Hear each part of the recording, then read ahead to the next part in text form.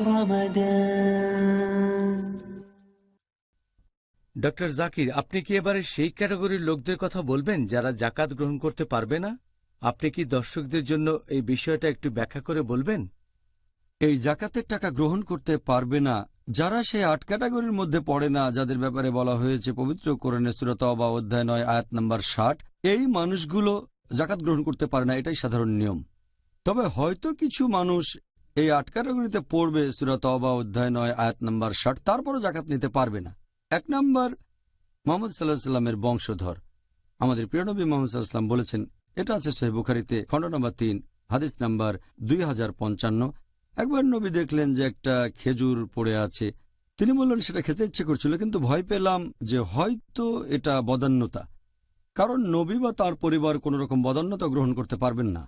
কারণ একটা হাদিস আছে সহিহ বুখারীতে খণ্ড নম্বর ২ বুক অব জাকাত হাদিস নাম্বার 1491। একবার হাসান ইবনে আলী রাদিয়াল্লাহু আনহু একটা খেজুর খেয়েছিলেন, যেটা ছিল কোন একটা জাকাতের অংশ।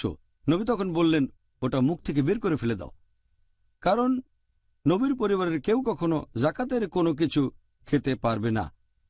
এখানে কারণটা হচ্ছে যে লোকজন যেন অভিযোগ করতে না পারে যে নবী তো জাকাত নিয়েছেন, জাকাত দেয়া মুসলিমদের জন্য আবশ্যক, নবী সেখান থেকে নিচ্ছেন, তাহলে এটা আল্লাহ সুবহানাহু ওয়া তাআলার রহমত, এটা আল্লাহ সুবহানাহু ওয়া তাআলার জ্ঞান। তিনি নিশ্চিত করেছেন যাতে মানুষজন অভিযোগ করতে না পারে। আমার মতে এটা একটা কারণ। আর দ্বিতীয় ক্যাটাগরি, এই ৮ ক্যাটাগরিতে যারা পড়বে তারপরও জাকাত নেবে না, সে যদি হয় অমুসলিম, যদি অবিশ্বাসী হয়। আর নবী মুহাম্মদ সাল্লাল্লাহু আলাইহি ওয়াসাল্লাম বলেছেন, এই হাদিসটার উল্লেখ আছে সহিহ বুখারীতে খণ্ড নম্বর ২ বুক অব জাকাত হাদিস নাম্বার 1395।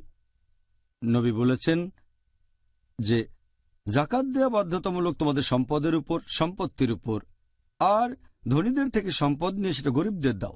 এটা বলেছেন মুসলিমদের, তার মানে হচ্ছে অমুসলিমদের এখান থেকে বাদ দেওয়া হয়েছে, এমনকি ধনী লোকও বাদ পড়েছে। ধনী লোকেরা সাধারণ অবস্থায় তারা জাকাত গ্রহণ করতে পারবে না।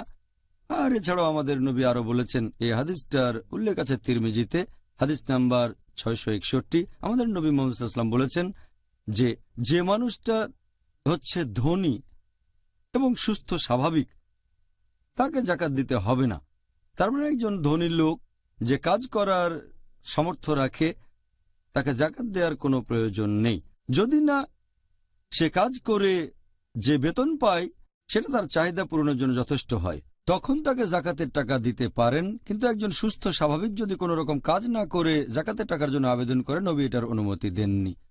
আর শেষ ক্যাটাগরি, এমন লোককে জাকাত দেবেন না যে কারো উপর নির্ভরশীল। হয়তো সে এই ৮ ক্যাটাগরিতে পড়বে, হয়তো সে গরিব অথবা মাসাকিন অথবা হয়তো দেনায় পড়েছে, তবে যে অন্যের উপর নির্ভরশীল, যেমন ধরেন একজন লোক তার স্ত্রীকে জাকাত দিতে পারবে না, স্ত্রী তার উপর নির্ভরশীল। জাকাত দিতে পারবে না তার ছেলে বা মেয়েকে, কারণ ছেলে মেয়ে তাদের বাবা মার উপর নির্ভরশীল। একইভাবে ছেলে তার বাবাকে জাকাত দিতে পারবে না, কারণ ছেলে তাদের উপর নির্ভরশীল। এই হচ্ছে ৫ ক্যাটাগরি যাদেরকে জাকাত দেওয়া যাবে না, যদিও তারা ৮ ক্যাটাগরি হতে পারে যারা জাকাত নেবে। এটা আছে সূরা তাওবা অধ্যায় ৯ আয়াত নম্বর ৬০।